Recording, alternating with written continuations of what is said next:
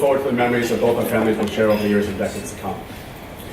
Now, you can't talk about the Cretzes without talking about the number one person why we're here, and that is Kristen. And can everyone say she looks amazing? Does she look amazing? When I think of Kristen, I think of a couple of things. I think of someone who loves to have fun, someone who's extremely caring and generous, and someone who is 1,000 times better than the previous girlfriend just previously had.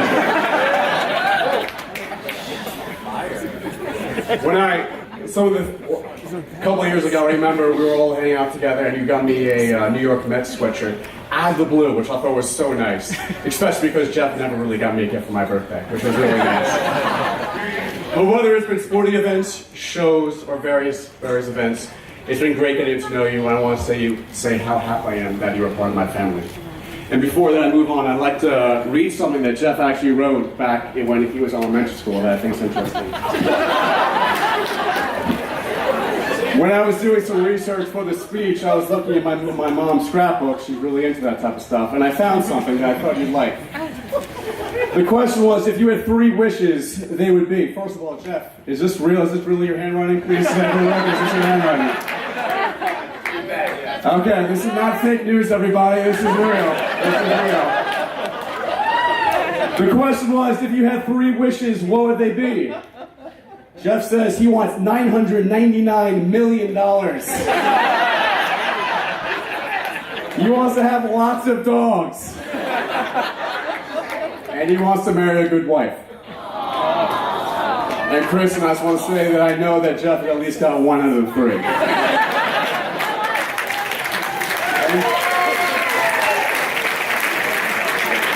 And Jeff, if you do have that $999 million, you might want to tell her. Just saying that. Lastly, there's one person that's not here. I know he's smiling down, and that's my dad. There was no bigger supporter than my brother, than my dad, sometimes to a fault. But I know if he was here, he'd be extremely proud and beaming with pride. So I just want to say, Dad, if you're listening, we love you and we miss you.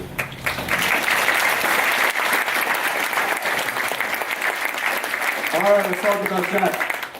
It's actually pretty funny that I'm up here speaking about my feelings because how bad Jeff and I are in terms of expressing our feelings about each other. Now, don't get me wrong, if you know us, how we interact, you know we have no problem expressing our feelings when it's making fun of each other and trash talk. I think the term Hall Brothers is in the dictionary as a synonym for trash talk. But it's weird because I can tell a random dog on the street that I love them. When it comes to Jeff, I can't. And Jeff's not much better. Case in point, a couple months ago, we were playing tennis.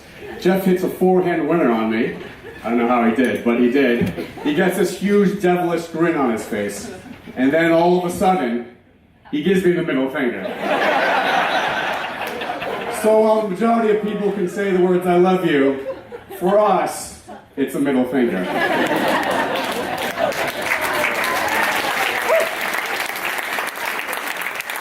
That actually leads me to the number one thing I think about when it comes to Jeff, and that's the rivalry that we had/have.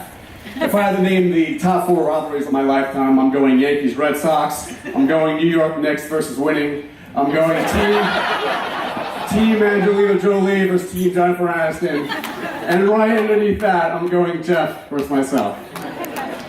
You name a sport or activity, and it was on. Whether it was garage basketball, whether it was tackle football in the living room, whether it was home run derby in the court, Stratego, Parcheesi, Monopoly. By the way, Kristen, if Jeff ever wants to play Monopoly, don't. He's never finished a game in his entire life. Never. I'd be remiss, though, not to talk about one of our fiercest battles, and that's Madden. And if you don't know what Madden is an NFL video game, and I've never seen someone so obsessed with anything in his life as Jeff was. Jeff would go downstairs on a Tuesday to play. He wouldn't come back upstairs until Sunday. If you ever want to hear non-stop profanity, all you have to do is watch us play a game. The worst part? Jeff usually beat me. Right, Jeff? There you go. You happy? I think one of the reasons why our rivalry was so intense, though, were because of the similarities. I mean, Jeff lives with his wife, I live with my mom. Jeff's thinking about having kids, I'm thinking about having Sour Patch Kids. Jeff has a wedding band. I was in the marching band. Jeff's balding. I'm receding. Yeah. All kidding aside, it's really amazing how time flies. It seems like only yesterday where Jeff threw a shoe in my face when I was sleeping. Or when he stole my sunglasses, broke my sunglasses, and then hid them behind the dresser so I wouldn't find them. But newer memories have been created as well, such as dressing as 4 and going to watch the Mets in the NLCS. Or running routes in the parking lot of the Boca Raton Country Club. Or watching in disbelief as the Falcons gave up a 25-point lead in the Super Bowl. Just give me 1 second. But there's one more story I'm going to talk about. It's pretty special to me. I was coming home from college to watch Jeff play football, and it was a dark, gloomy day, slight drizzle. And Jeff had a carry to the left side and just trucked the defender. Literally just ran him over. For my Giant fans out there, think of Brandon Jacobs or Charles Woodson, second play of the 2007 NFC Championship, okay? It was amazing. And all of a sudden, after seeing that, I started getting tears in my eyes. And that was the first moment that I really, truly realized how special Jeff was to me. It's true. It's true. Because for all of the name insults and the trash talk I've thrown towards your way, I've always been one of your biggest supporters. I've gone through some very dark times in my life, and one of the things that got me through it was knowing that I have you as my brother. Being your best man is one of the greatest honors of my life. There's no one in the world I care more about you. I'm extremely proud of the man that you've become and the man that you continue to strive to be. I know that we're really not good with our feelings, but I just wanted to say that I love you, and I'm so excited you got to meet the love of your life with Kristen.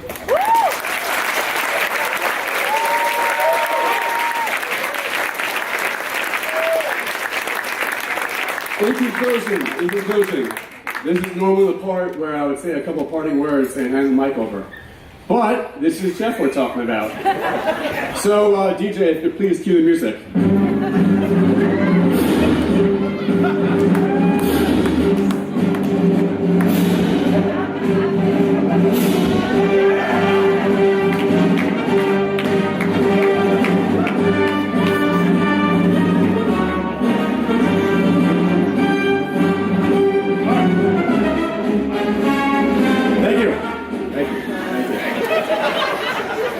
Many were probably wondering why I brought a chair onto the dance floor.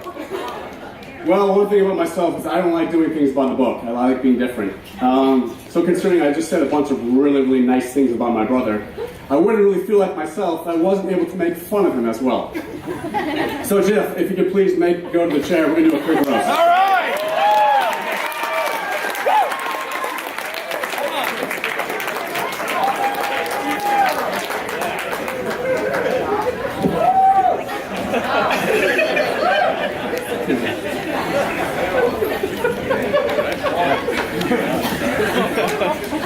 Now, Jeff was a great high school athlete in college, as I'm sure he's told you many times himself. But when he won the MVP in high school, he averaged an amazing 9.1 yards a carry, which is more than Emmitt Smith and Barry Sanders. Come on, let's give a round of applause. Yeah. The last time a Jewish person evaded the opposition so much was when Moses escaped out of Egypt. The only difference is that Moses became a legend. On the field, though, opposing scouts called Jeff a triple threat because he either pull his hamstring, tear his meniscus, or break his back. Jeff's injury list is so long when you read it, it has its own intermission. Jeff is so injury prone, the Mets are now interested in signing him to a contract. And Jeff's been injured so many times, he's seen more doctors than the patients from Grey's Anatomy. By the way, what's the difference between Charlie Sheen and Jeff's high school football team? Winning! Jeff, however, was extremely versatile on and off the field. He ran the 40 in 4.7 and drank one in 2.3. And speaking of alcohol, I'm pretty sure that during college he put the hall in alcohol. Is that right? Is that right? Speaking of college, did you know that before he became a brown bear, he verbally committed to my alma mater, Towson Lacrosse? Yeah. Selfishly, I actually want him to go to Temple University because if he did, it would have been the first time he ever went to Temple willingly.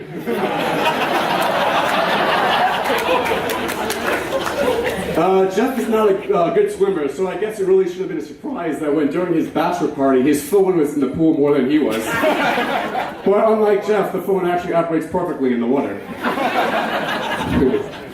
In 2016, Jeff ran the New York City Marathon in 4 hours and 10 minutes. Give him a round of applause. That's really an amazing job. Yeah. It's an amazing job because he was still 30 minutes shorter than the best man speech he gave at Nick Phillippo's running. I'm not saying it was long, but I'm saying by the time it was over, Nick's wife, Tonya, had already gotten pregnant and given birth.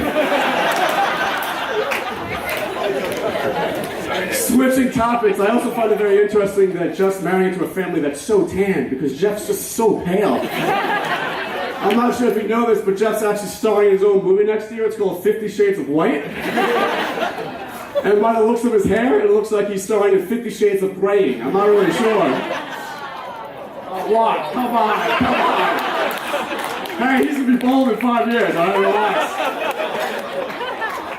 Alright, Jeff, we're coming down the stretch, only a couple more. Jeff wore the number 8 at Brown, not because it was his favorite number, because it was the amount of goals he scored all 4 years combined. Growing up, Jeff's favorite song was Beautiful Disaster. Oh, sorry, let me do that one again. Growing up, Jeff's favorite song was Beautiful Disaster, which is ironic, because that's how people describe Jeff shooting a basketball.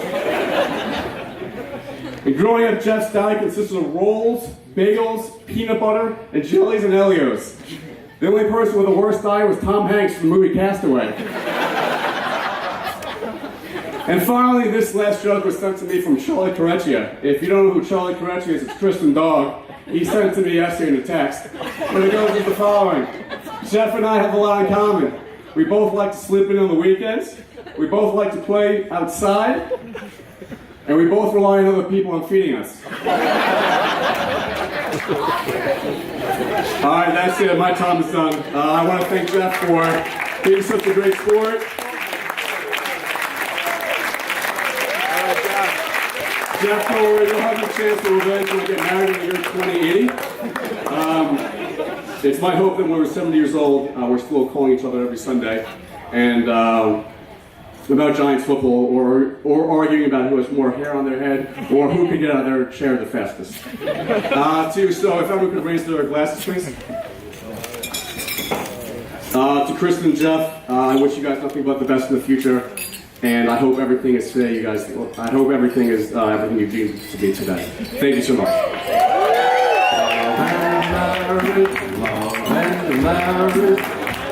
Together like a horse and carrot. This I tell you, brother, you can't have one without the other. Love and marriage. One more time, ladies and gentlemen, nice hand. Let's hear it for John, everybody. Great job. And they will say it's elementary. Try to